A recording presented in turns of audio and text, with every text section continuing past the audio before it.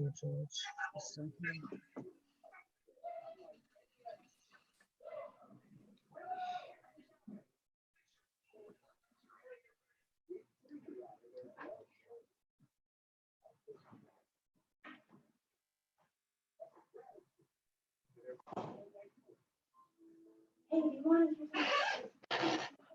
would you go upstairs with them in your room?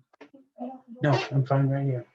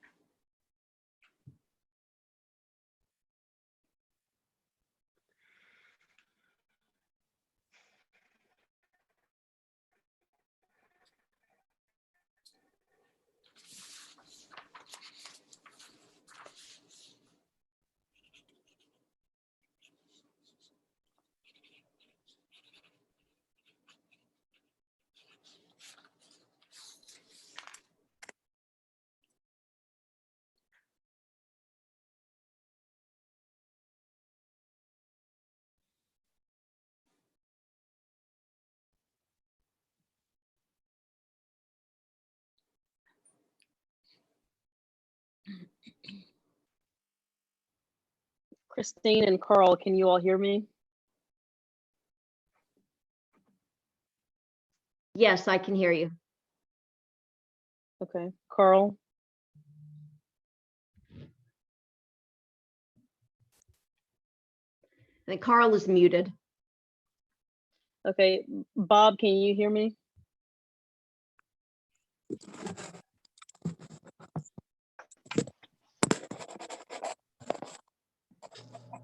I think Ed, I just, think we have Yeah, a quorum. Is yes, we not all of the commissioners from Prince William County are here yet. So if we want to get the meeting started, then Maggie Hansford will be a voting member rather than an alternate as we start the meeting, if we're going to get started now. Okay. I say we go ahead and get started since it's 7:01, and then whoever can join will join. And then Christine, I guess as others join with our alternates, feel free to just jump in and let me know about the switch. Okay. Okay. Okay. With that, I will now call the meeting to order. I'm going to start with an announcement regarding the electronic meeting procedures.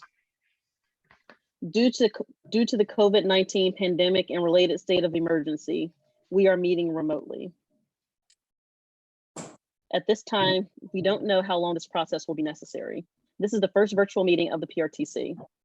As such, I want to thank you for your patience and understanding as we go through this process. We can modify the process if we need to as we go along. Public access to the meeting is being provided by live streaming the meeting on PRTC's YouTube channel. This information was posted last Thursday and Friday on PRTC's website, Facebook page, and at the Transit Center, as well as being advertised in Inside Nova and the Freelance Star. The meeting process is as follows. Please identify yourself when speaking. I will introduce each item, then ask for a motion and a second. I will repeat who made the motion and second. I will then ask each jurisdiction if there are any comments or questions from their representatives on the item. For example, I will say Prince William County, are there any comments or questions? I will then call for a vote. All votes will be taken by Christine Rodrigo by roll call and recorded in the meeting minutes. Commissioners who need to leave the meeting should verbally advise me prior to leaving so the time can be reflected in the meeting minutes. Are there any questions about the process, starting with Prince William County? Any questions from Prince William County? None. Any questions? Chair Franklin, Very good. Yes, Supervisor Vega is, Supervisor Lawson. thank you. Supervisor Vega is in the queue waiting. She texted me that she's waiting to be accepted. So somebody from PRTC, could they help her out? Absolutely. Carl, can we admit Supervisor Vega into the meeting?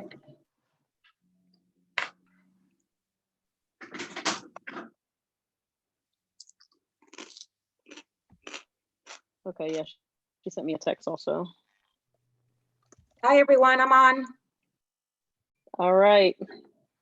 Okay. Just so you know, we just went over the procedures for how the meetings will go. Basically, for each item that we're voting on, in each item period, I'll ask if there are any questions from each county to keep it in order. Okay, so any other questions about the process from Prince William County? No. Okay, what about Stafford None. County, No questions. Manassas City, No questions. Manassas Park, No questions. Fredericksburg, No questions.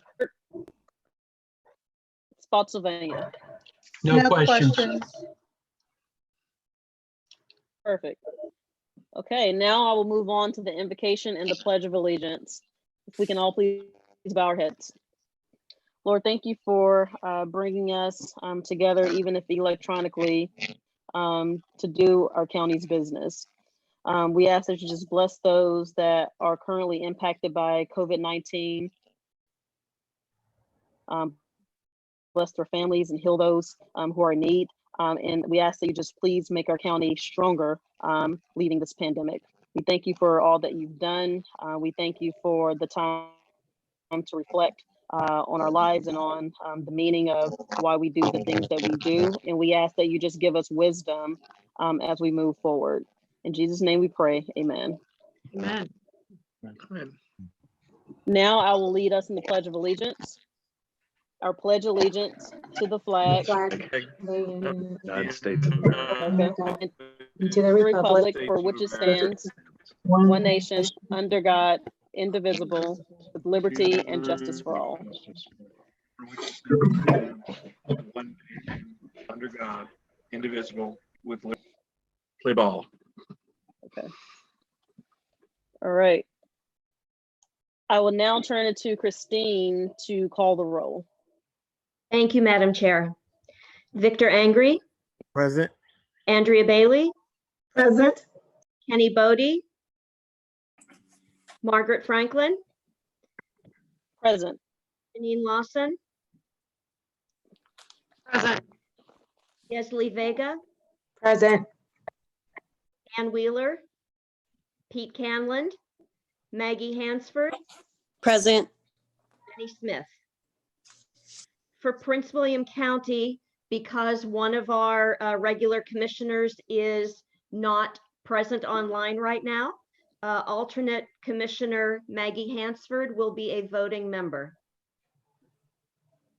From Stafford County, Tanisha Allen, Cindy Shelton, Here. Meg Bumke. From City of Manassas, Pamela Sebeski, Here. Ralph Smith, Here. He's here. because our board vice chair Sebeski is present, alternate commissioner Ralph Smith is currently participating as a non-voting member. From the City of Manassas Park, Jeanette Rischel, Here.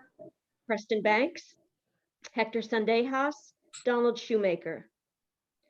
From the City of Fredericksburg, Matthew Kelly, Present. Jason Graham. From Spotsylvania County, Gary Skinner, Present. Deborah Frazier, Present. Tim McLaughlin, David Ross. And from the Commonwealth Transportation Board's designee, DRPT, Jennifer Mitchell, Jennifer DeBrule, Here. Todd Horsley, Steve Pittard. PRTC has not yet received appointments from the Virginia House of Delegates or the Virginia Senate. So, Madam Chair, we do have a quorum. Okay, very good. Just note that Senator Barker is here, so I'm not sure how we count him, but just as a note. Yep, we have not yet received official confirmation of his appointment, so he is welcome to, of course, listen to our discussions, but for the purposes of this meeting, we won't be able to accept motions or seconds or votes from him. Thank you, Senator Barker. Okay. Okay, now we will move to item 4 to adopt the procedures for electronic public meetings and public hearings. This is basically authorizing the adoption of procedures for electronic public meetings and public hearings during COVID-19 pandemic disaster. This is necessary in order to take action on essential work and transact statutorily required or necessary to continue the operations of the Commission and PRTC and discharge of its lawful purpose, duties, and responsibilities. I'll now turn it over to Sharon Pandak, who's our legal counsel for PRTC. Thank you, Madam Chair. I'm going to be quite summary on this because I expect that a lot of you have already been engaging in electronic meetings without a physically present quorum, but I'll be glad to answer questions. You have in your package a draft motion, and attached to that is a copy of the emergency ordinance of the Prince William County Board of County Supervisors, which I'll refer to. As you know, under Virginia law, under the Freedom of Information Act, you would not be able to meet without a physical quorum, except when there is a disaster such as this pandemic. And then there are two options actually, or foundational legal bases for doing so when emergency declarations have been made. The first is to incorporate continuity of government ordinances, which is why you have the Prince William County ordinance, in order to conduct essential or important business. The second is through the additional authority given by the recent General Assembly budget amendments, House Bill 29 and 30, in order to transact required business or to continue the operations of the commission as it discharges its lawful purposes and duties. And so the resolution that you have in front of you recounts at some length the declarations of the disaster at various levels of state and including world government, as well as the president. It recounts the authority under 15.2.14.13 for continuity of government, the Prince William County Emergency Ordinance, and the budget bills that I just referenced that were adopted in April, and authorizes this commission to meet without a physical quorum because it is impracticable or unsafe, and in order to conduct the business authorized by law. I'd be glad to discuss that in any greater depth, but that's a summary of what you have before you. Pardon me, Madam Chair. Yes. Supervisor Bodie has arrived. So he is now the voting member from Prince William County, and our alternate commissioner, Maggie Hansford, will go back to being a non-voting alternate. Thank you. Madam Chair, this is Gary. Thank you. The way we're going to do this is I think we need a motion first and then we'll go into discussion. Is that okay, Mr. Skinner? That's fine, thank you. Okay, so can I get a motion first? So moved. Second, Andrea Bailey. Okay, who made the motion? Kenny Bodie. Mr. Supervisor Bodie made the motion, Supervisor Bailey with the second, and now we'll go into discussion. Mr. Skinner, I'll turn it over to you. Thank you. I just, this is the revised edition for the procedures. Are these the same as what Steve McIsaac sent out today? I do not know what he sent out, Mr. Skinner. I did not receive those. I had discussed with him some changes earlier in the week. These do include detail with respect to House Bill 29 and 30. Okay, thank you. And then just as a reminder, I'm gonna go by county. I almost forgot. So we'll start with Prince William County. Are there any questions from PwC? Madam Chair. Yes, Supervisor Lawson, is that you? Yes. Okay. Is my audio bad? Yeah. Yeah, but we can hear you. Sorry. The revised resolution, Gary, does include the language that Steve wanted. Thank you. But Steve told me he's satisfied, and I was gonna raise it, but it looks like everything's fine. So Sharon, thanks for working on that with Steve.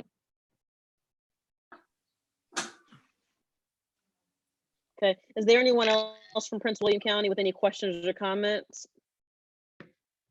Okay, anyone from Stafford County? Manassas City? No questions. Manassas Park? No questions. Fredericksburg? Okay. Any additional questions from Spotsylvania? No, ma'am. No questions. Okay, and DRPT? No question. Okay, Ms. Rodrigo, would you please call the roll? Yes, from Prince William County, Victor Angry, Yes, here. Aye. Andrea Bailey, Aye. Kenny Bodie, Aye. Margaret Franklin, Aye. Janine Lawson, Aye. Yesley Vega, Aye. Pamela Sebeski, Aye. Jeanette Richel, Yes. Cindy Shelton, Aye. Matthew Kelly, Aye.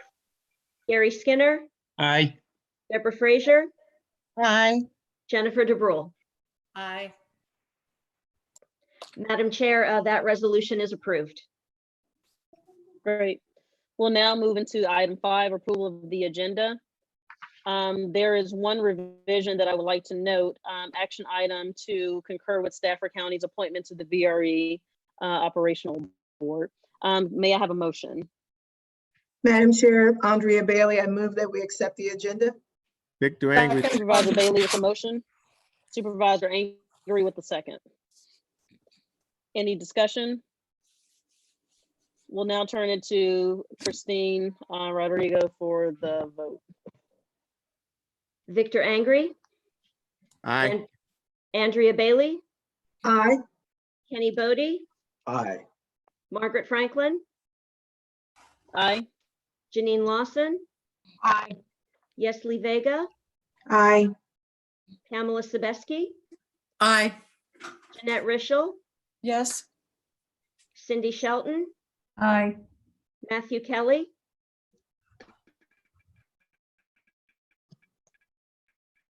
Yes. I believe that was a yes from Matthew Kelly. Yes, that was a yes. Okay. Gary It's yes. Skinner, Aye. Deborah Frazier, Aye. and Jennifer DeBrule. Aye. Madam Chair, that resolution is also approved. Great. We'll now move into number 6, public comment time. Public comments will not be received during this meeting. However, those wishing to provide a comment have the ability to send written comments limited to 1 page to Christine Rodrigo by May 6, 5:00 p.m. Advertised meeting notice included instructions to submit comments to Christine, and any comments of 1 page or less is to be read into the record by Christine at this time. Christine, are there any written public comments? Madam Chair, no public comments have been received. Great. We'll now move into item 7, the executive director's time, and I'll turn it over to Bob Schneider. Thank you, Madam Chair. So obviously COVID-19 response and update has been what the organization has been focused on for about the past 60 days. OmniRide began closely tracking and updating pandemic planning and response as early as mid-January. Emphasis was on updating our past protocols from prior pandemics and coordinating among the differing departments in the organization. By mid-February, we had implemented enhanced cleaning, outlined possible service reduction plans and alternates, and prepared for work from home from the technical standpoint. During the week of March 9th, the reality of the COVID-19 pandemic began to ripple throughout the country. In Northern Virginia, multiple large private sector employers began mandating telework, and several federal agencies had started increasing telework use. Ridership began to decline slightly during that week, but the week of March 16th was the watershed moment. Our ridership declined by 15% on Monday, one day after the federal government announced maximum telework. By that Friday, it was down 85%. Within a 10-day span, ridership had plummeted 95% on commuter routes, 65% on local routes, and OmniRide was losing about $35,000 in fares per day. Immediate financial breathing room was provided by DRPT when they quickly announced an additional month of operating assistance. The $615,000 offered 20 days of relief while we reduced services and increased cleaning. Within a few days, we had closed our building to visitors, eliminated fares on our local services, went cashless on our commuter services, implemented organization-wide telework, placed full-time focus on acquiring PPE, which was nearly impossible to find, and performed constant expanded cleaning.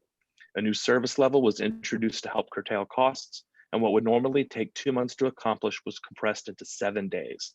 It was all hands on deck. Participation in the Prince William County Emergency Operations Group was critical.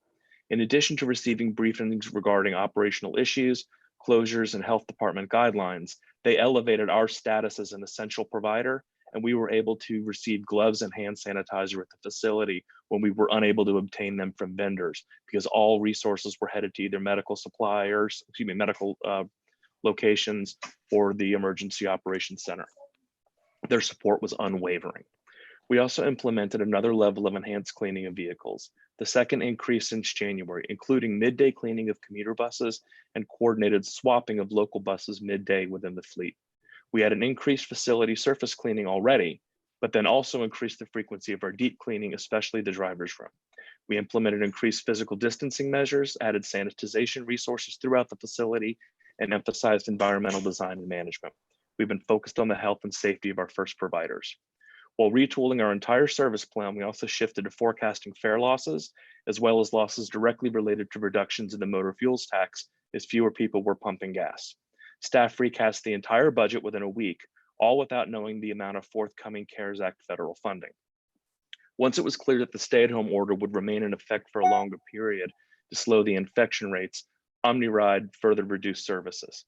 We maintained 100% of local services, but reduced to only 4 commuter routes with the destinations of Washington, D.C. and the Pentagon. Our field teams updated information and signage at our park and ride lots, while our planning and marketing groups updated customers before our April 27th rollout. With such a major change, we had 0 complaints about the service rollout and actually had compliments for people that were traveling into the Pentagon, et cetera, that were thankful that we were there. And this only scratches the surface of the work. Staff was literally contacting local distilleries to obtain additional sanitizer. Another employee made 200 reusable cloth masks for the frontline employees. Our team performed daily walkthroughs of facility and vehicles, mastered the art of the Zoom meeting, and collaborated in ways we've never seen before. We onboarded 2 new employees the week the pandemic struck and said goodbye to 2 other employees who've left the organization. We still have training classes, we still have meetings, we still report our ridership. We still manage HR issues, we still write checks for materials and fuel. There isn't a single employee who hasn't helped us survive the initial impacts of the pandemic. In regards to the CARES Act and funding and process, the Coronavirus Aid, Relief, and Economic Security Act, known as CARES, was passed in several phases at the end of March. This was focused first on employee rights under COVID-19, unemployment and small business loan impact, but most important for us, transit. A portion was a $25 billion nationwide funding package with more than $1 billion coming to the DC metro area. That area includes Maryland MTA, which received $44 million, WMATA, which received $876 million, and PRTC, which received $99 million. The $99 million is further shared in a formula between PRTC, OmniRide, VRE, and FRED. OmniRide is eligible for a combined $9.3 million out of the multiple funds, and all spending must conform to very specific uses, primarily reimbursement for expenses for PPE, expanded cleaning, or associated materials for cleaning, all for COVID-19 mitigation. Reimbursement for lost revenues as a result of ridership decline, operating fare free, or other tax revenues that would otherwise force service reductions that would result in employee layoff or the shuttering of transit systems. And then maintaining payroll for direct and contracted employees who might otherwise be furloughed as a result of reduced service and budget impacts. Enhanced projects, capital purchases, construction projects, et cetera, are prohibited. These funds are targeted to keep transit systems rolling in communities and to keep our workforce paid and our first providers safe. Without these funds, we would be in extremely dire circumstances. The fiscal impact of COVID-19 and CARES Act is that through the funding, we're able to maintain at least 6 months of operations at our current level, with 1 month of that already passed. This does not include our OmniRide Reserve Fund or any other ways that we're able to reduce expenses. This also does not include any action taken by the Commonwealth or federal government in subsequent aid packages where necessary. Our new budget assumes a return to normal approximately Labor Day. But we expect that adjustment to change because we are hopeful, like the rest of the country, that we'll have much of things restored to normal. But as you can understand, we have no crystal ball. We do have a phased reopening plan. With the governor's orders of expanded business openings next week, we expect to see an increase in our local services, but very limited increase in commuter services. That will be driven by federal agencies and their policies.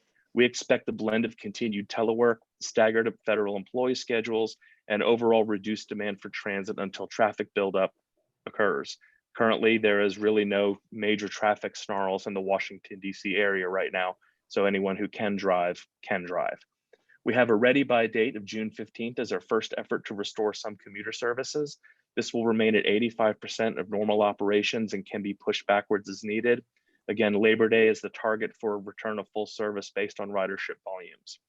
Internally, we have now created working groups to help with preparing the full workforce to return to work through environmental design and process. Our first providers have been here every day, but we've limited the number of people interacting with them to help keep them safe.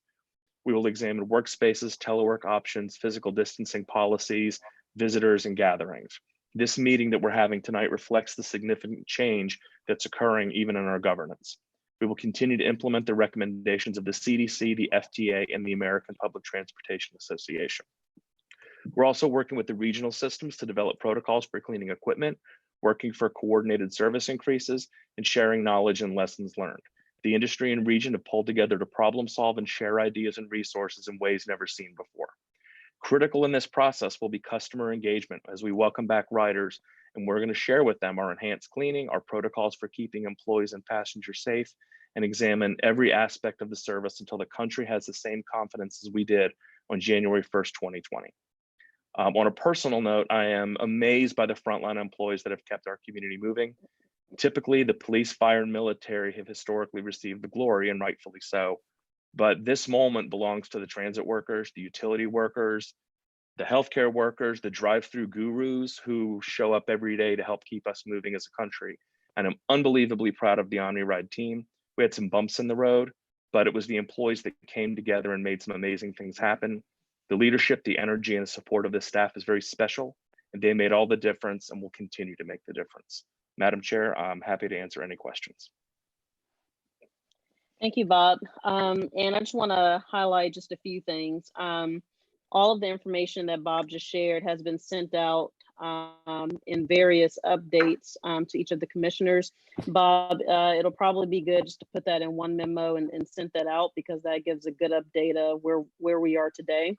And it allows the commissioners to have all the information in one spot. So I'm going to ask that you do that. Also, just want to highlight that, you know, funding is a huge part of kind of what we're going through right now with the pandemic. As Bob mentioned, we are expecting some federal funds, and that's going to help us stay above water. And we've been doing well thus far, and we expect to be fine down the road, especially with a slowly reopening, even though it's going to be a slow drag for the public transportation systems, because people will have the option of driving, and to be safe, they probably will take that option. So we are factoring that into our economic outlook with regards to our transportation services. Also want to point out, as what Bob mentioned, they've been cleaning the facilities day in and day out. You know, we're hearing from employees of, you know, whenever they have a concern, we try to address it as soon as possible. And in the very beginning of COVID, we had to put in place very rapidly a robust cleaning program so that we can protect all of our transit drivers. I also just want to thank all of the transit employees and the bus operators who are still out there. You know, they are frontline workers. I consider them to be frontline workers, and they've been doing an incredible job in the face of uncertainty. So just want to highlight those. And with that being said, I'm going to go around each jurisdiction to see if we have any questions, starting with Prince William County. Madam Chair. Yes, Supervisor Bailey. Thank you very much. I just wanted to share with Supervisor Bailey. Yes. Supervisor Bailey, before you get started, let me just say to Carl and Christine, Supervisor Angry was kicked out. So he's working to get back in, but if we can pay attention to the queue to let him back in when he's ready. Supervisor Bailey, I'll turn it back over to you. Thank you, Madam Chair. I just wanted to share with the board and share with Bob for the, and I would call them first responders because they are like our first responders with PRTC. If there is a need for daycare for any of them, I do know that the Boys and Girls Club in Prince William County is offering that for COVID-19. And if there's a need for daycare, please just let me know and I can provide that information for you. But it is the Boys and Girls Club, the Hilton facility on Dale City Boulevard. That's great, thank you. Are there any other comments from Prince William County? Madam Chair. Supervisor Vega? Thank you. I was listening and we were hearing that you were talking about a robust cleaning, I guess you can say, mechanism that we have in place. Are our drivers also equipped with masks, gloves, and other forms of protection as they're performing their duties? Yes. Just early days, gloves were not, they were pretty readily available. Masks were the number one difficult thing to get. We ended up with sanitizer, again, thanks to Prince William County Emergency Operations. We are now to the point where we have masks, gloves, and sanitizer available. We're also providing, where possible, Clorox wipes. That's still the tricky part, is getting that. But overall, we have the majority of PPE. And I don't know if you have an answer for this, but is there restrictions to how many people can be on the bus, for example, in order to comply with the 6-foot rule, or does that not apply to public transportation? We have implemented a no more than 10 passenger rule for all of our vehicles at this time. Thank you. Are there any questions from Prince William County? Okay, I'm gonna move on to Stafford County. Madam Chair, Stafford County just really, actually, we just wants to compliment PRTC workers for the professionalism they've shown throughout this crisis. And the feedback that we have from our very few riders that were left after slug lines just basically disappeared like thin air because people were so afraid to get in people's cars, has just been stellar. I mean, it's literally kept some people that I talked to employed and having jobs. I went out a couple of mornings just to see, who was out there and talk to them. Of course, COVID safe, but I really wanted to thank our staff for just doing a fabulous job of keeping the lines going and the buses going as long as you did. We're really grateful for that. So thank you, Bob. I appreciate Yes, that. ma'am. Any other questions or comments from Stafford County? Okay. Manassas City. Hi, yes, thank you, Chair. I just want to also thank everyone, our transit drivers who are on the front lines, much like myself. They're exposed every day and they are helping people get to those critical jobs that we need them at. So I want to thank them and all of the PRTC staff for their quick and professional way to have dealt with this crisis that is something that none of us have had to deal with before. The one question I have is, and I believe this has come out, but just because this is a public meeting, so it goes more public information, our transit workers, are they getting paid whether they have a route or not? Yes, so they have to be available for work. So a number of employees maybe have an at-risk medical circumstance, so they have self-selected to separate from the workforce, not termination wise, but just take leave. And that's been permitted. They can use existing leave without pay, but if they are available to work, regardless of service level, they're provided their pay amounts, and that includes insurance. Great, thank you very much. And that's all I have. Okay. Any other questions from Manassas Park?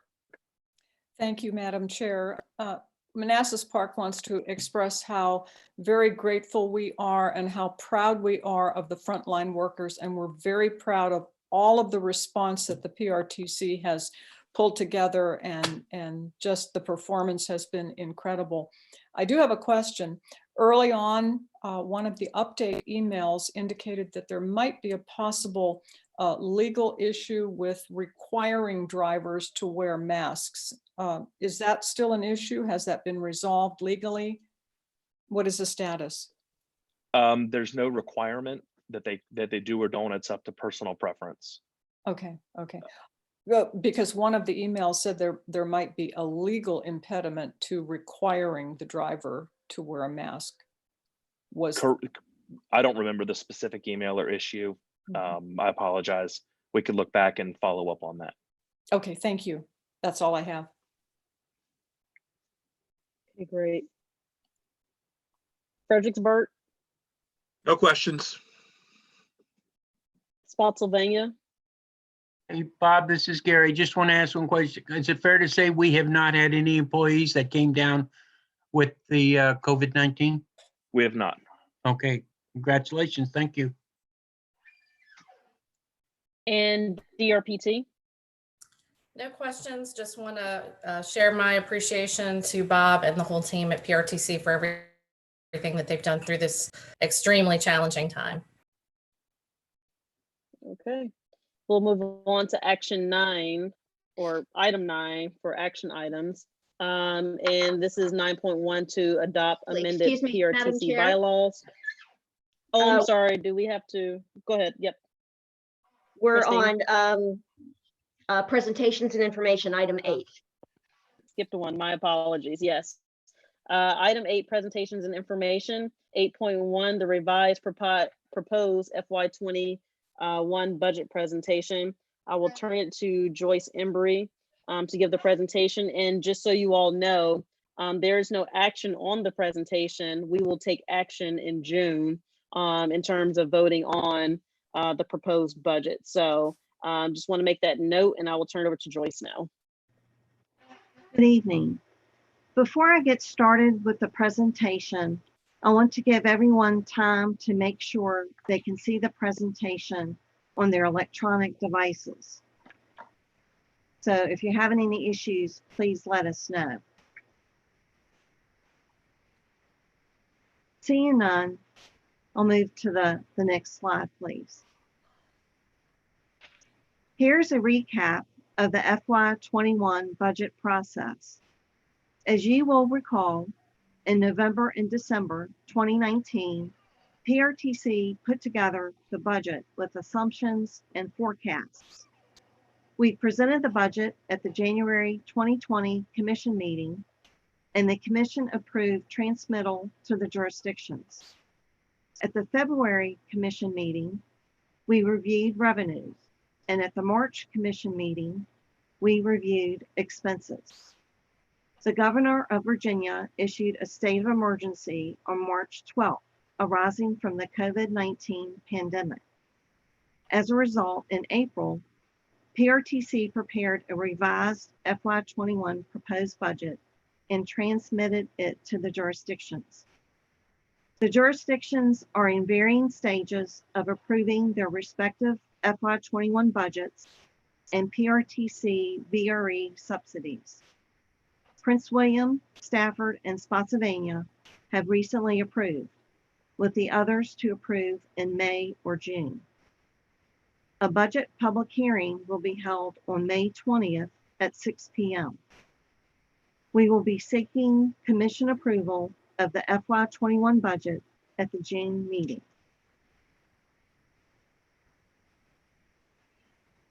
As you will recall, there were a number of budget challenges in preparing the FY21 budget. The Western facility will open during FY21 with new operating costs and one-time setup costs. The procurement for the bus service contract is in process. A pilot paratransit program began in December 2019 on the Western service side. There are impacts to both FY20 and FY21 from the COVID-19 pandemic, resulting in revising the FY21 proposed budget. Here is a summary of the revised FY21 proposed budget. The overall budget has been reduced by $5.8 million from the original proposal, which will be discussed on the slides that follow.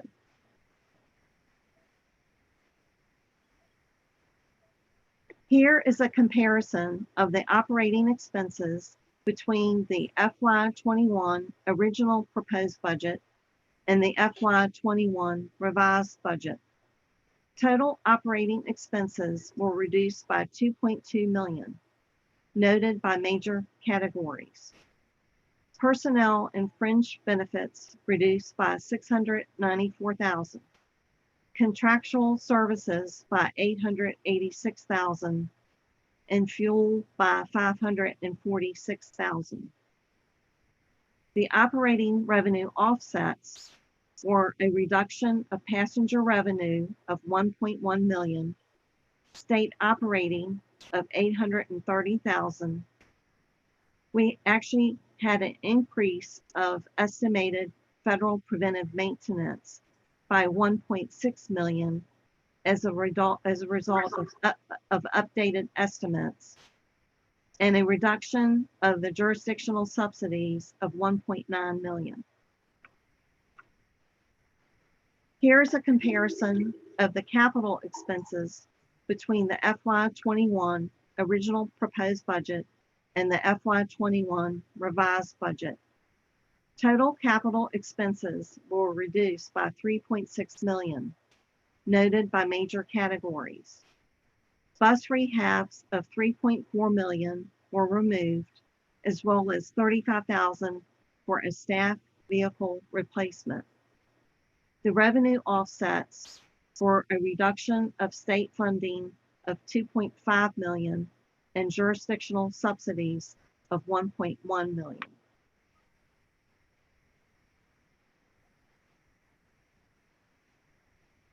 Here is a comparison of the FY20 budget and the FY21 revised proposed budget.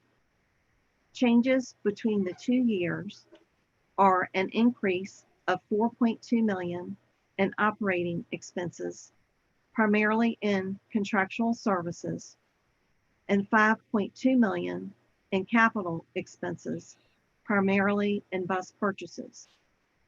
The slides that follow go into more detail about changes in budget assumptions for FY21.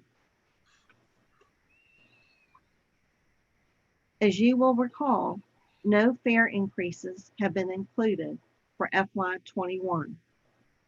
Free senior fares are included for Metro Express and local services. We have estimated an 11% drop in passenger revenue due to COVID-19, approximately $1.1 million. We have reduced the operating assistance anticipated from DRPT as a result of COVID-19, and we have also reduced the original FY21 capital requests due to COVID-19. At the end of March, PRTC received 613,000 in additional operating assistance from DRPT for COVID.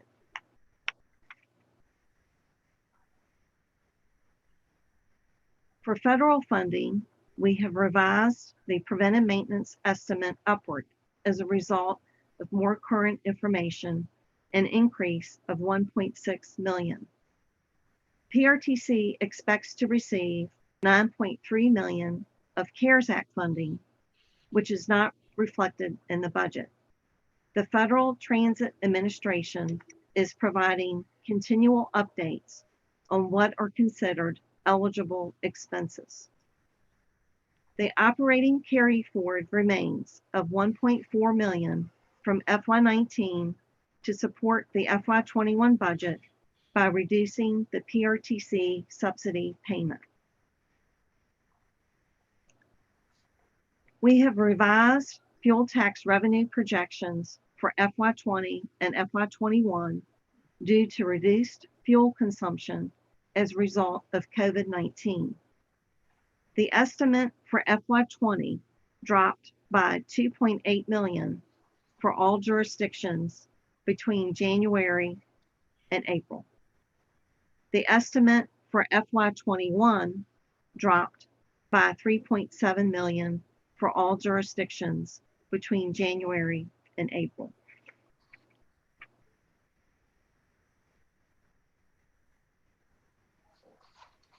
For the two jurisdictions that most recently had fuel tax fund balance issues, we anticipate that Prince William and Manassas will retain a positive fuel tax fund balance through FY21.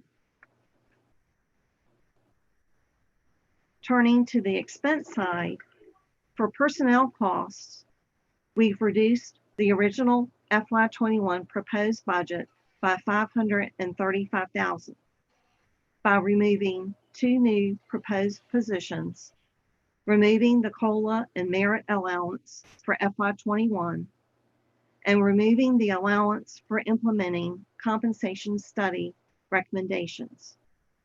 Fringe benefits have dropped by $160,000 from the FY21 original proposed budget.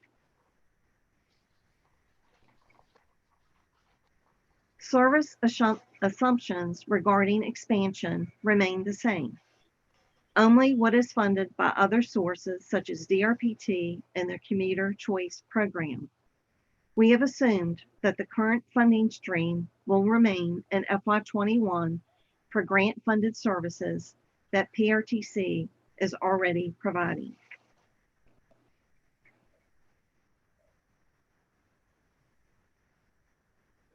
Of the $4.5 million increase in contractual services between FY20 and the revised FY21 budget, $3.47 million is from the bus service contract. Of that amount, $3.36 million, or 96%, is related to grant-funded services. Other professional and consulting increased from $850,000 to $1.67 million, a $820,000 increase from FY20 to FY21 revised proposed budget.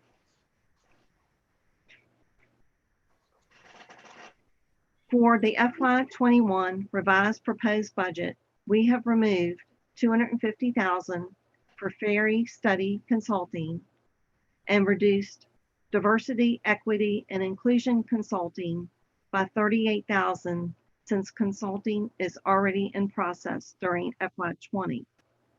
For other professional services, we have removed $150,000 for Wheels to Wellness, $70,000 for bus wraps, $41,000 for a compensation study since the study is underway and will be completed in FY20, and reduced paratransit ADA ride by $22,000.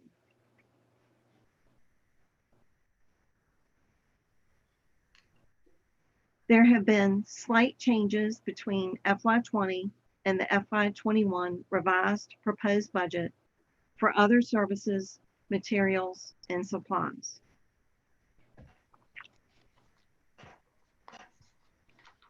Fuel has been reduced from the original FY21 proposed budget and the revised budget by $546,000.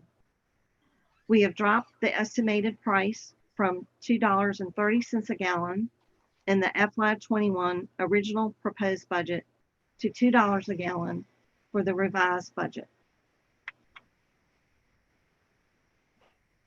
This slide compares capital expenditures between FY20 and FY21 revised. We have removed $3.4 million for bus rehabs in the FY21 revised proposed budget. We also removed $35,000 for a staff vehicle replacement. The budget includes 7 buses for express bus expansion, which are 100% grant funded. The budget also includes 8 buses for express bus replacement that are funded $2.4 million in federal, CMAQ, which is a combination of federal and state, of $1.8 million, and state and local funding of $530,000. The budget also includes 1 bus for local bus replacement at $500,000 split between state and local.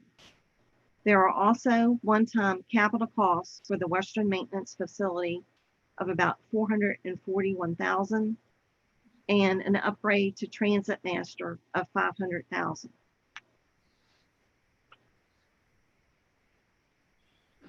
Here are the subsidies originally transmitted to the jurisdictions in January for the FY21 budget compared to the FY20 budget, an overall increase of $5 million.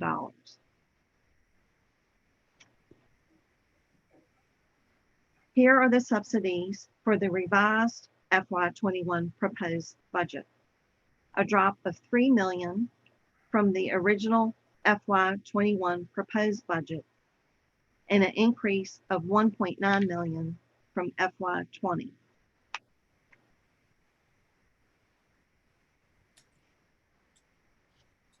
Prince William, Stafford, and Spotsylvania have recently approved their FY21 budgets. Manassas Park, and Fredericksburg will be approving in May and June. There is a budget public hearing on May 20th at 6 p.m. We will seek commission approval of the FY21 budget at the June meeting.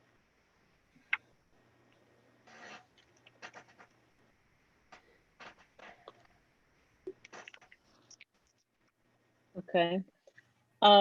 Before I go into questions, just want to kind of point out this is, again, the draft budget that obviously we're to talk about tonight. One of the things that I'll probably be pushing for is some restoration of Wheels to Wellness. Still looking into what that means exactly and what that looks like, as well as some type of support moving forward for slugging. I know we've had that discussion before, and some of the concerns have been raised about liability, and I think we're waiting to hear back on if in fact there are any liability concerns. I slug and take the bus depending on my daily routine. So I do see the importance of making sure that we're supporting that community and kind of merging all types of transportation throughout the county. So those are just my thoughts, but would love to hear others. So I'll start with Prince William County. Madam Chair. Supervisor Bodie. Thank you. Ms. Embry, thank you so much first for your presentation, concise as always, but really gets into the nitty gritty of what's going on. Also wanted to give a shout out to Bob and his team because I didn't get a chance to do so prior for the swift action they took into ensuring the safety of all of our transit workers. That being said, I had a couple of questions. You said there's going to be a public hearing in May. It's towards the end of the month. What if we are still in a situation where it's not necessarily safe to hold that public hearing? Or do we have a plan in place to do so virtually or to have folks write in their comments? What are we doing in terms of that? We will be holding the public hearing here at the Transit Center.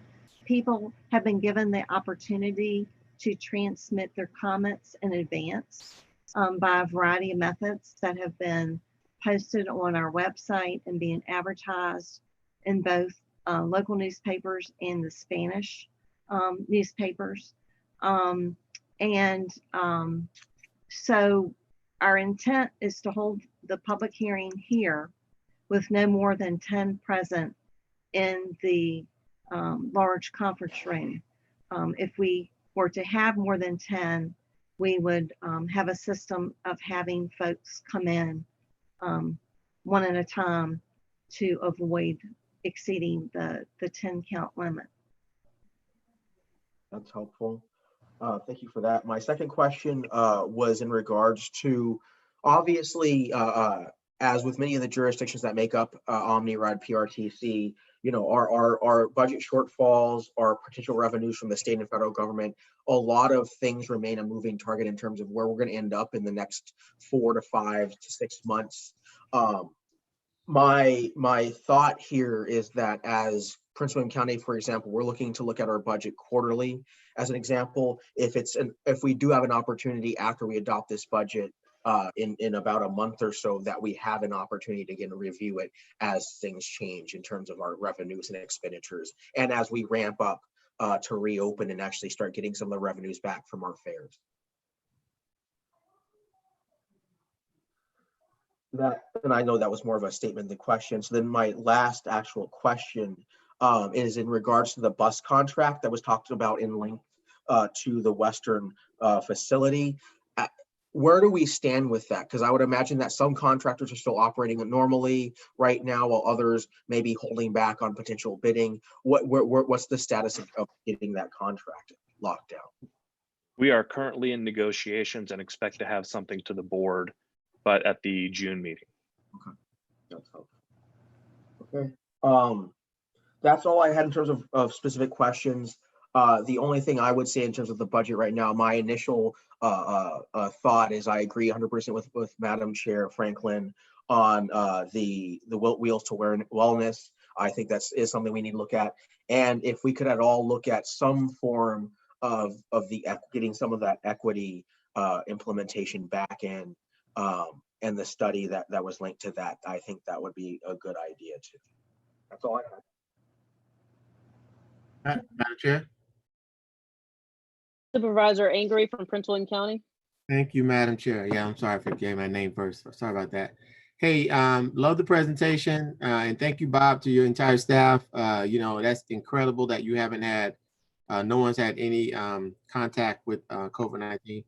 Don't want to jinx that. So whatever you're doing, keep doing that, because that is very much good. And so I just wanted 2 points. The Wheels of Wellness, you know, when I came onto this board last year, that was one of the hot topics because we kind of kept funding that. And I think, and I made the statement then that was, whatever, if we're going to do something, I think Marty always said it too, we need to look at long-term solution. And you just said that, because we keep more or less nickel and diming this. And the fact of the matter is it costs. So we should have a real conversation about making that a part of this and not continually doing this incrementally, and just get that out of the way and move on with it. And the second, you know, I got to talk about the slugging, because I too was a slugger from the military days. And my only concern again is linking slugging and all the ramifications that can come with that. Now, again, if we're going to have a conversation about it, then we should, and just add that whole thing in. But I want to hear the legal part of some of what we are taking on with that, because, you know, slugging is a 24-hour thing. If you're still stuck at the Pentagon and the buses don't run, so a simple car can come by and pick you up. And, you know, I'd hate to have something go with that ties now PRTC to something legal from a standpoint of what, you know, a bad situation, if we will. So I just want to be very cautious with that part of it. I know the gentleman that was really big on making this thing a reality, but I just want us to be very cautious and really check all of those legal questions that we have to look at before we, you know, go down that road. That's a heck of a road to go down. So those are my 2 concerns, if you will. Thank you, Madam Chair. Sure. And then just a quick comment. I think, you know, we'll leave it to Ms. Pandek at some point when we have the information to kind of give us the advice on that. And Bob, it may be helpful to state specifically what the slugging funding would do. I think we completely cut it in this program, in this budget, right? No, it's a grant funded program. Significantly reduced. Right. So I think it will be helpful to state exactly what it does, what the grant funding would go towards. And I'm assuming that will help answer the liability issue. And I think if any concern about slugging should be raised, I think it should be making sure that we still get as many passengers as possible on the bus. I think that's the biggest liability, you know, making sure that we're supporting our bus system more than anything. I see that as the #1 concern with slugging. Correct. Madam And when we bring that Now, item to the commission, we'll Ms. certainly do Pandek, that. would you? Yes, Just yes. very Ms. briefly. Pandek, did you have any comments? Yes, Madam Chair, just very briefly. We have forwarded a confidential memo to the commission in response to your initial questions on that. And if you need more information on that, please let me know. And we can also arrange for a conversation at a future meeting. Sure. Are there any other questions from Prince William County?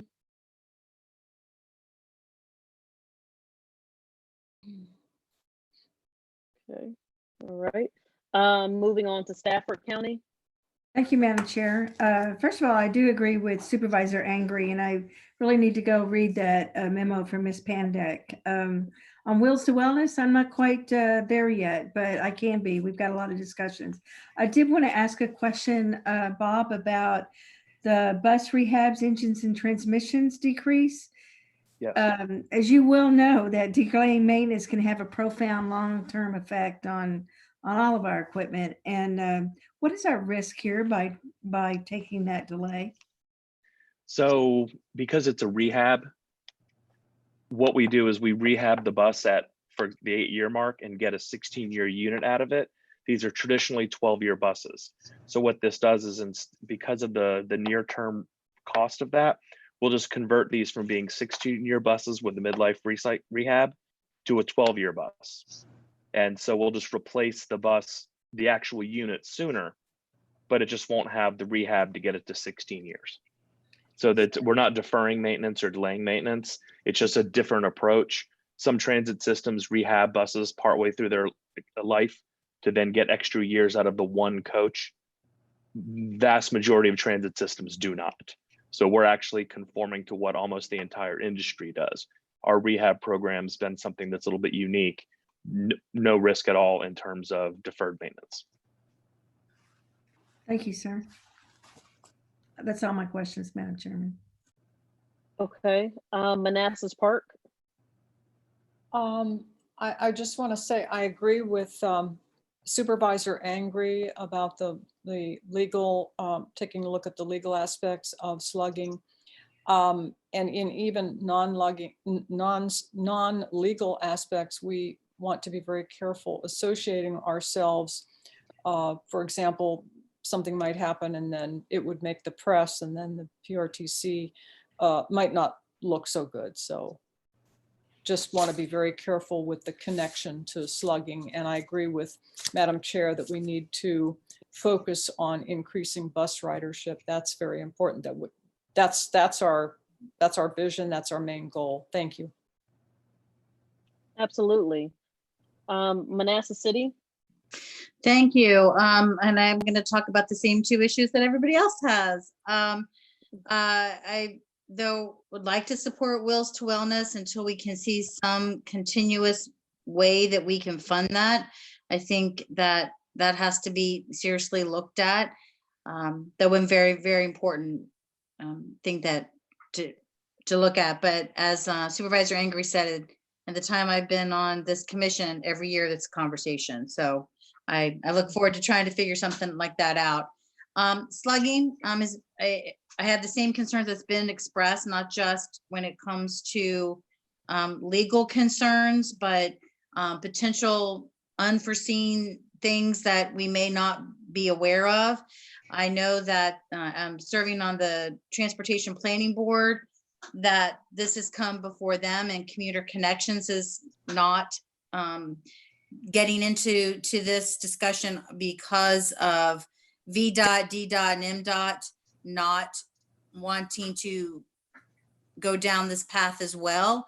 So I look forward to having more conversation with Ms. Pandak and the board when we're able to, regarding the slugging, because though I think it is a great opportunity for some people and those that are comfortable that are doing it, it's a whole different circumstance when you make it a documented funded program from government and the liabilities I think that go with it, as well as the encouragement of people doing it. So Uber is a great way to get around too, but we don't necessarily encourage that. So I look forward to more discussion on that. So and thank you, Joyce, for a great presentation.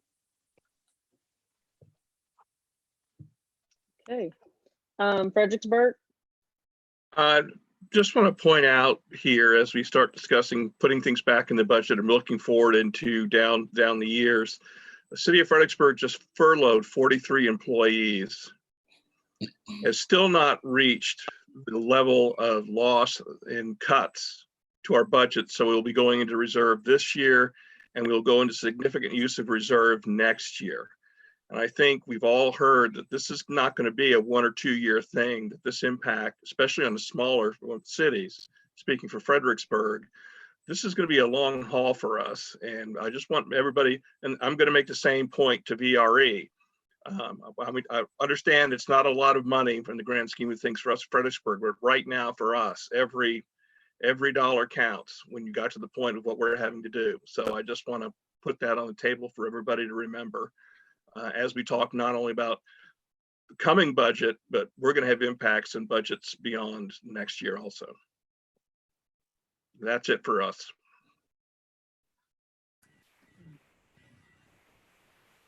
Spotsylvania. Thank you, Madam Chair. I'd like to also let you know we're very similar to Fredericksburg. We have taken $4 million out this year of our reserves, and we are required to pay that $4 million back in the next 2 years. So we're starting a whole each year for the next 2 years. So I agree with what Mr. Kelly said.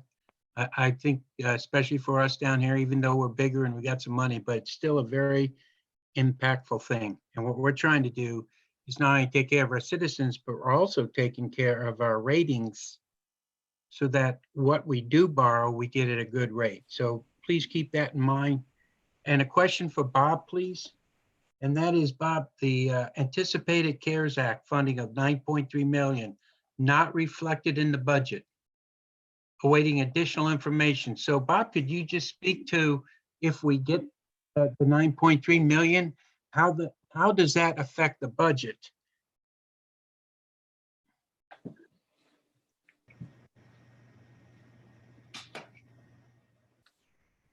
All right, I think I muted myself and someone else unmuted me at the same time. Okay. The CARES Act will offset our fare box losses. At the time that when we were crafting the budget, we did not know the exact dollar amount of the CARES funding. That came about a week and a half later. So we've updated the dollar amount, but the budget document proper had already been submitted before we knew the dollar amount of 9.3 million. So what that will do is when we have the reduction in the loss of fares, which we've already been experiencing, and there's going to be a reduction in the motor fuels tax. We don't know what the actual reduction is because of the multi-month lag from when the fuel is pumped to when it's reported by the distributor to when it is reported to the state, and then the state tells us. So, but we've been told we can project about a 30 to 35% reduction in fuel tax coming in, motor fuels tax. So because we use those expenses to fund operations, the CARES funding will also be able to offset those expenses. Okay. I have no other comments. Thank you, Madam Chair. And lastly, DRPT. No questions. Thank you. Okay, great. All right.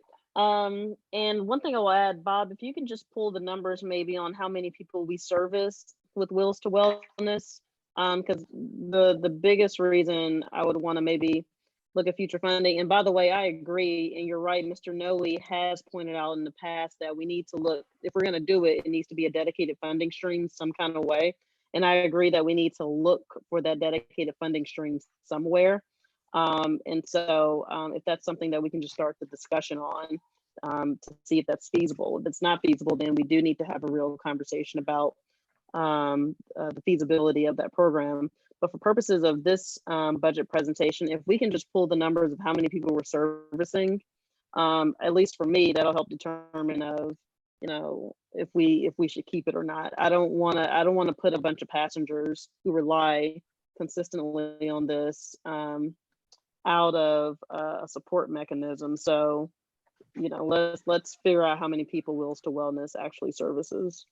Okay, and I will include that as an information item when we do our wrap up from the board meeting. I'll just have, normally I'd have staff and be able to ask them some of those questions, but because of just the new technology, they're not in the meeting. I'll just include that information for the full commission when I send out the update. Sure. Madam Okay. Chair. Supervisor Bailey, I believe. Yes, thank you. Okay. Yes. Bob, again, thank you so much for all that you do. I forgot to say that earlier. You know, I appreciate you. But I'd like, if you don't mind, if we could share in terms of Will to Wellness, I think I could offer you some opportunities, if that's okay. Pardon? I'm sorry, I misunderstood. I say I can offer you opportunities as to how we can, hopefully two things, get it funded once you've shared that information with us so that we can come back to the board with something substantial. Okay, okay. If that's okay with you, Madam Chair? Absolutely. Okay. Madam Chair? Madam Chair, may I ask a question or make a statement? Yes, is that Mayor Richel? Oh, yes, I'm sorry. This is Manassas Park.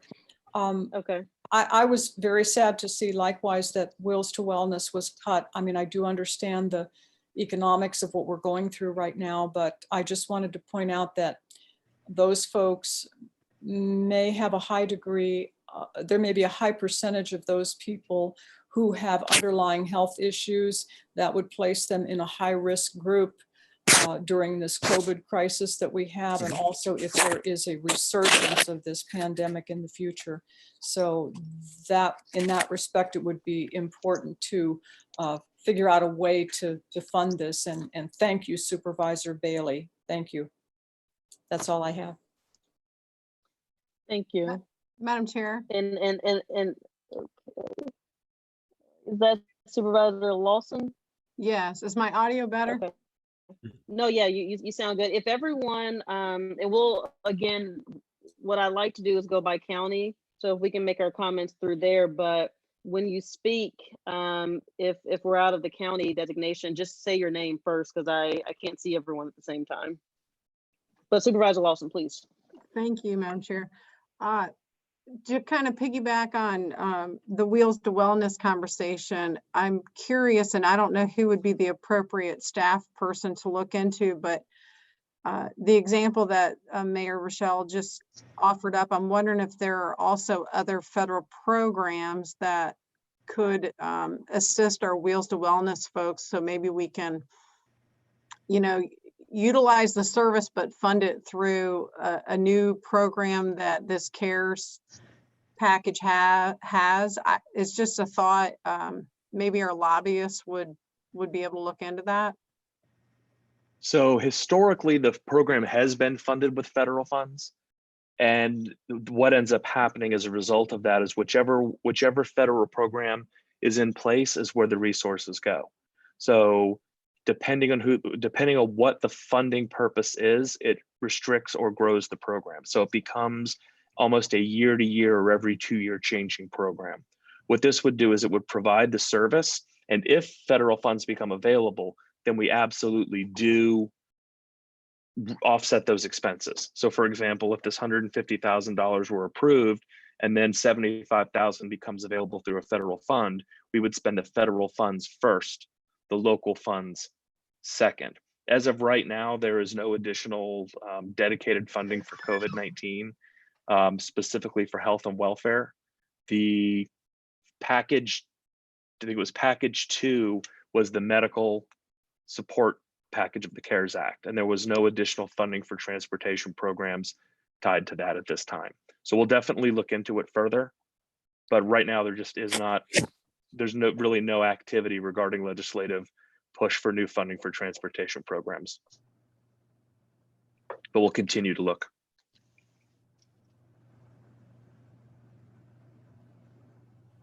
All right, if there are no more questions, and this is the budget, so want to make sure that I get to everyone. So if there are no more questions, we'll move on to item 9, action items to adopt amended PRTC bylaws, first reading. So this is a resolution to adopt the amended PRTC bylaws. Proposed bylaws amendment incorporates procedures for electronic meetings and other non-substantive changes to update code sections and provide clarity and consistency of phrasing. Bylaws require a first reading of the proposed amendments with approval of the amendments at the next meeting. This resolution authorizes the bylaws be brought back to the commission at the June meeting for adoption. And I'll turn it now to Sharon Pendak for a summary. Thank you, Madam Chair.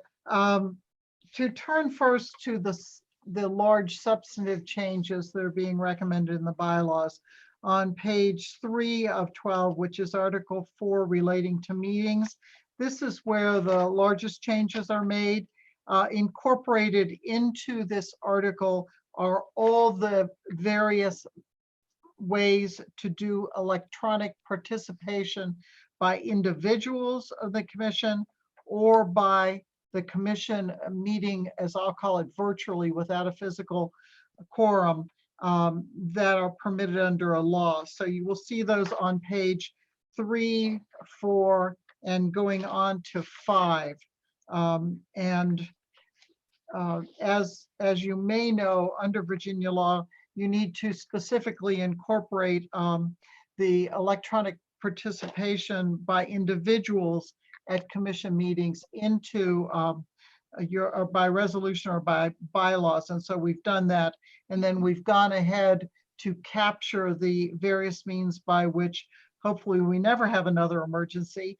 But if there is an emergency, the ways that you can go into a virtual meeting without a physical quorum of the commission, as opposed to just individual members. So those are in 3, 4, and 5.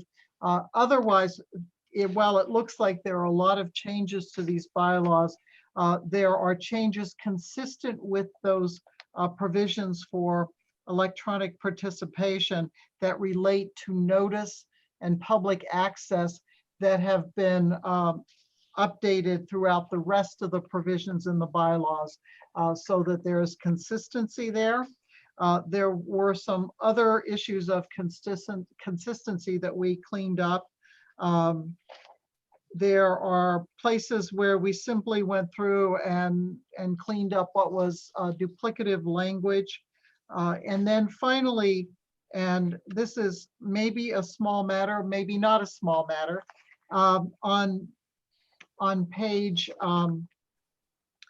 8 of 12, number 12 going to be 13 on commencement of meetings, there has been, as I understand it, a confusion at times whether the commission could start meeting if you did not have a quorum. And so we have proposed adding in language that the chair and the chair's discretion can delay the time of the meeting slightly in order to achieve a quorum. Leaving that to the chair's discretion, whether it's 5 minutes or whether it's 15 minutes, or whether it appears there's not a quorum and simply the meeting would not go forward. That is a brief overview of the proposed bylaw changes. I'll be glad to answer any specific questions. As the chair indicated, you would actually vote on these to adopt them at your June meeting. While there might not be a requirement for a vote today, a first reading, after we discussed it, we concluded that it would be better to have an initial sort of threshold. Commission has seen this and passing it on to the June meeting. So you do have a resolution in front of you. Madam Chair, I'm going to go ahead and move it on first read.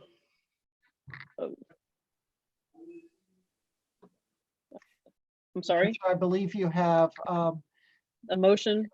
Yeah, Matt Kelly is moving to move it on first read. Okay. Motion Madam made Chair, by Mr. Kelly. Madam Chair, Andrea Bailey is second. Motion made by Mr. Kelly, seconded by Supervisor Bailey. Is there discussion? Madam Chair, Andrea Bailey from Prince William County. Supervisor Bailey. Thank you. Ms. Pandak, thank you so much for your thorough explaining in terms of the revisions. I just wanted to give a comment in that these are consistent with the regional meetings that I've been sitting in, and as well as the county meetings, our board meetings. So I think in the wake of this pandemic, we need these revisions, and thank you so much for delving into them and bringing clarity for us in advance so that we can function and serve the community. You're welcome. Any other questions from Prince William County or comments? Manassas? No comments. Manassas Park, No questions. Stafford, No comments. Fredericksburg, No comment. Spotsylvania, No comment. No comments. okay, and DRPT.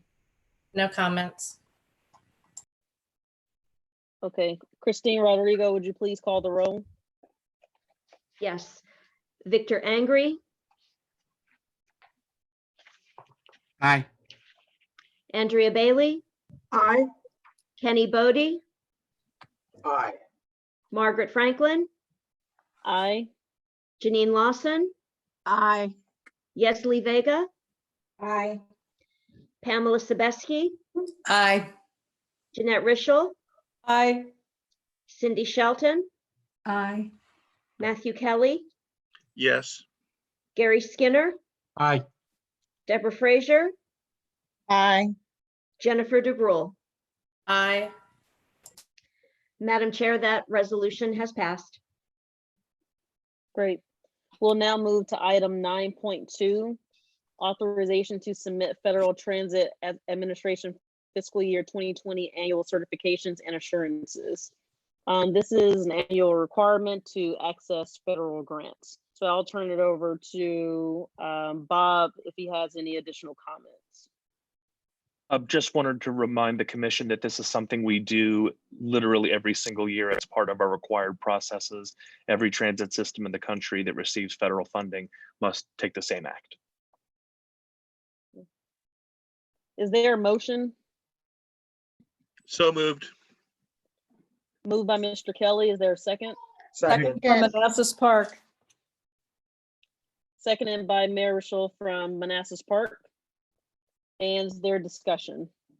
Prince William County? Stafford County? None. Manassas? No comment. Manassas Park? No, no comment. Fredericksburg? No comment. And Spotsylvania? No comment. And Christine, if you want to call the roll. Victor Angry, Aye. Andrea Bailey, Aye. Kenny Bodie, Aye. Margaret Franklin, Aye. Janine Lawson, Aye. Yesley Vega, Aye. Pamela Sebeski, Aye. Jeanette Richel, Aye. Cindy Shelton, Aye. Matthew Kelly, Aye. Gary Skinner, Aye. Deborah Frazier, Aye. Jennifer DeBrule. Aye. Madam Chair, that resolution is approved. Okay, just a note, I received a message from Supervisor Allen out of Stafford. I believe we're missing her on the roll call. I was not notified that she had entered the meeting. Okay, We apologize for that technical oversight, Yeah. Supervisor Allen. Was Supervisor Allen present for 9.2 for the certs and assurances then? yes. And the vote for the bylaws. Okay. And is she here or in the waiting room? No, she's here. Oh, okay. It's Supervisor Tanisha Allen. Okay. Sorry, I just can't see her on my screen. So Supervisor Allen, what was your vote on 9.1, the bylaws? For for both items on the agenda, it's a yes to save you some time. Thank you. So a yes for 9.1 and a yes for 9.2, the certs and assurances. Thank you. We apologize for missing you there. It's okay. Okay. All right. I think we're ready for 9.3. So this is concurrence with Stafford County's appointment to the Virginia Railway Express Operations Board. Stafford County wants to appoint Supervisor Gary Snellings as an alternate to the VRE Operations Board. Per PRTC bylaws, PRTC must concur with VRE Operations Board appointments. Is there a motion? Madam Chairman, I'd like to make a motion to approve. Shelton. Madam Chair, Second. Supervisor Shelton made the motion, and there was a second by Lawson and Prince William. Supervisor Lawson. Is there discussion? Ms. Rodrigo, if you will call the roll. Victor Angry, Aye. Andrea Bailey, Aye. Kenny Bodie, Aye. Margaret Franklin, Aye. Janine Lawson, Aye. Yesli Vega, Yes. Pamela Sebeski, Aye. Jeanette Yes. Rischel, Aye. Tanisha Allen, Aye. Cindy Shelton, Aye. Matthew Kelly, Aye. Gary Skinner, Aye. Deborah Frazier, Aye. and Jennifer DeBrule. Aye. Madam Chair, that resolution is approved. Great. We'll now move into chair's time. I don't have much. Again, just want to thank our transit workers for the work that they've been doing. Again, they're all, for those that don't have a particular route, they're all on call to do work. We're very thankful for the federal funding that's coming in slowly but surely. We've been working very closely with our congressional delegation. Congressman Whitman has been hosting almost weekly calls on Fridays. We've been able to express the necessity for transit fundings with Congressman Connolly. Senator Warner has been following up with us pretty regularly, sharing updates with where they are with federal funding, and Senator Kane, his office has done the same. So we do have a lot of support from our congressional delegation. They've been working with us, asking what we need. And so I feel good about where we'll end up. It'll be very, very difficult. And as you all have seen in the budget, we've had to pare down a lot, but we think we'll be on good footing once this kind of passes over. So I just want to thank everyone also for being patient, going through this process. We've sent a lot of updates, but we'll try to continue to keep you all updated. And if you all have any questions, feel free to reach out to myself or Bob, or anyone on PRTC staff. And then with that, also just recognizing the fact that we are cleaning our facilities as much as we possibly can, so that we don't have any transit workers that become ill, or anyone that has to move throughout our transit facilities to either catch the bus or who works at PRTC. So those are my updates, and thank you all for working closely with us on this. Any questions from any of the jurisdictions? Okay, I'll now move into item 11, other business commissioners time.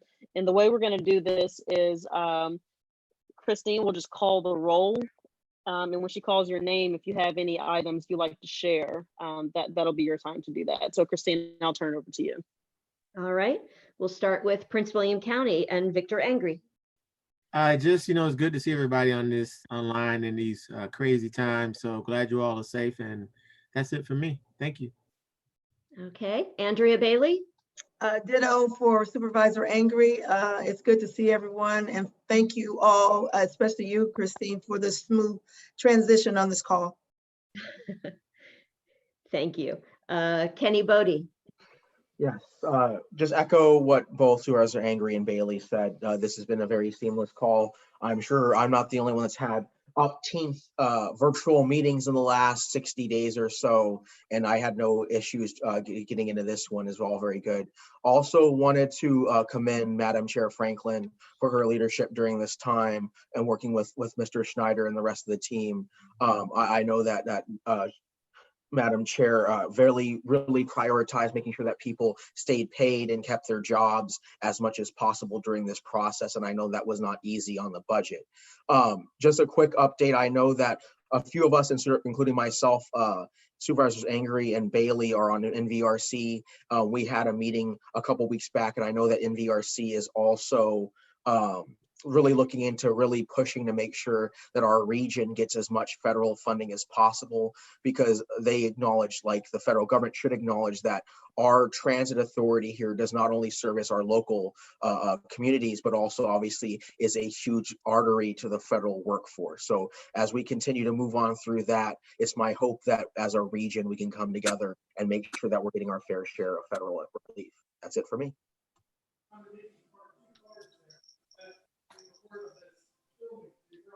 And Margaret Frank, oh, I'm sorry, our chair has already had her time. Janine Lawson. Thank you. I just wanted to echo, the same things that my other board members have, and specifically Sharon, I want to thank you, Sharon Pandak, for working all the legal, through all the legal uncharted waters with the emergency ordinances and everything. But Bob and Christine and everybody, IT, thank you for everything you've done. This was really easy to access, and I appreciate it. Yes, Lee Vega. Just happy to see everyone, wishing everybody well. Thank you very much. Good night. And Maggie Hansford. This was a great meeting. I'm so pleased to hear that everybody's safe. All the employees are safe and healthy. So thank you, everyone. Pamela Sebeski. Thank you. It is really good to be with everyone tonight and take care of some things that we've needed to do. I am particularly glad to see everybody safe and hear that everyone, all of our transit drivers, have stayed well. And I look forward to our next meeting. I want to thank Margaret and Dr. Schneider for their leadership and getting us through a budget in these difficult times. And this was a great meeting. Y'all did a great job. One of the easier Zoom meetings I've had to go through. So thank you. And Ralph Smith.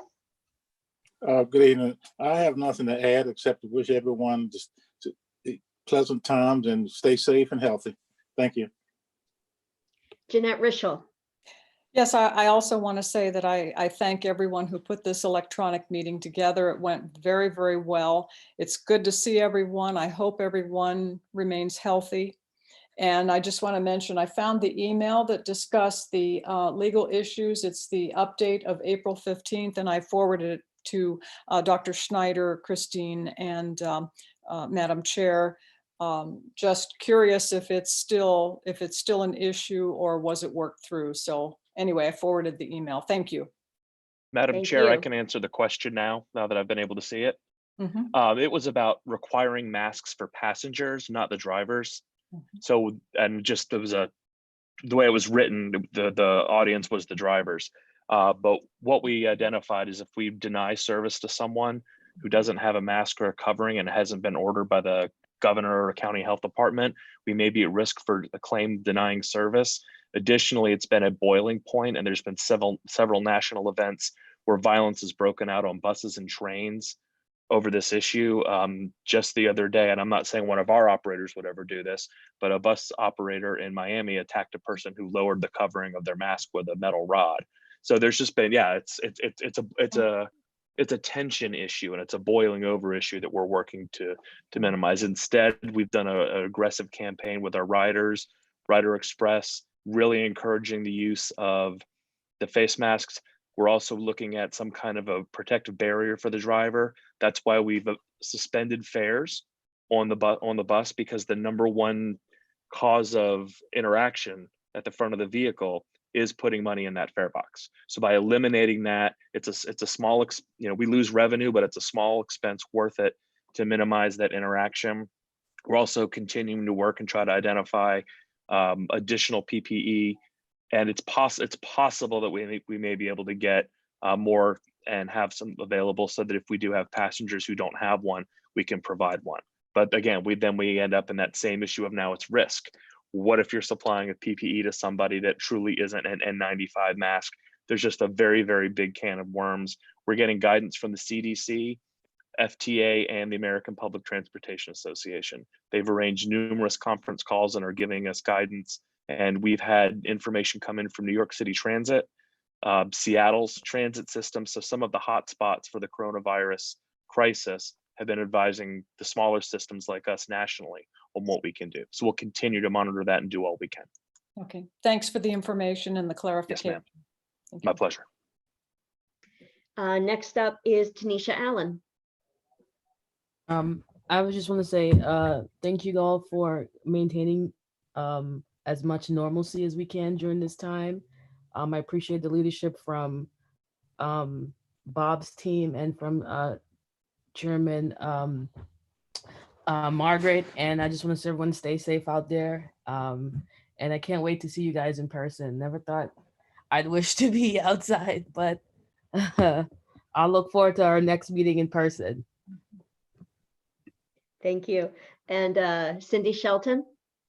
Wow. Thank you, Tanisha, because I totally agree. I want to see everybody, but you know what, it is such an awesome thing to be able to say that this organization has had 0 COVID cases. I mean, look at all our exposure. What does that really say about our operational model? I think it's really amazing. And so, but man, I miss y'all too. I'm tired of Zoom. And I'm an IT person. I've been doing remote meetings forever. And, you know, I'm kind of used to that already, but man, you know what? I need to see y'all. I need to knock my coffee over on your stuff. You know, I need to be there. So anyway, be safe, and I look forward to our next meeting. Thank you, Madam Chair.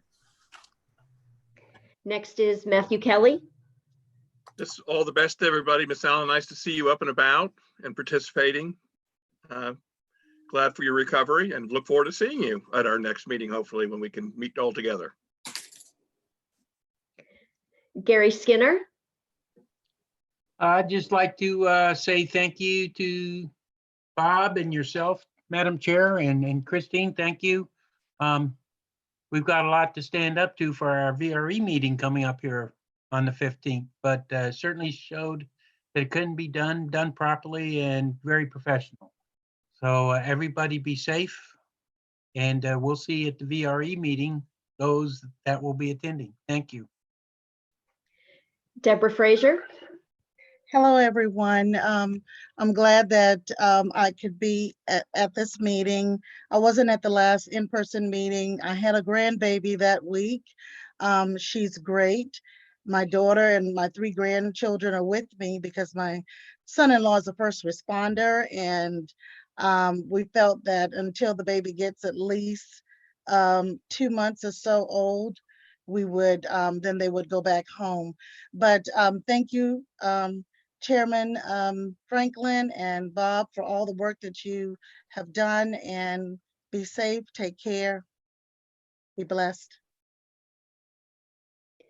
Jennifer DeBrule. Just wanted to say it was good to be back at a PRTC meeting this evening. Todd Horsley is not available today, but he'll be back with you in June. And just thank Bob and the team again for everything that they've done during this time. And this has to be the smoothest Zoom virtual meeting that I have been on so far. So good job on the IT side as well. And everybody stay safe. Thank you. And we don't want to forget Senator Barker, since he joined us tonight, if he's still here. Do you have anything to share with us, Senator Barker? Well, it's great to see everybody, since, you know, I was in Richmond January, February, and March, and then we didn't meet in April, and to catch up on sort of everything that's been going on. The appointment will be made over the next month. We do this just once every 4 years in the Senate, so that will be taken care of prior to the June meeting, and I'll be able to fill you in on a lot of good news that we have coming from Richmond for at the next meeting.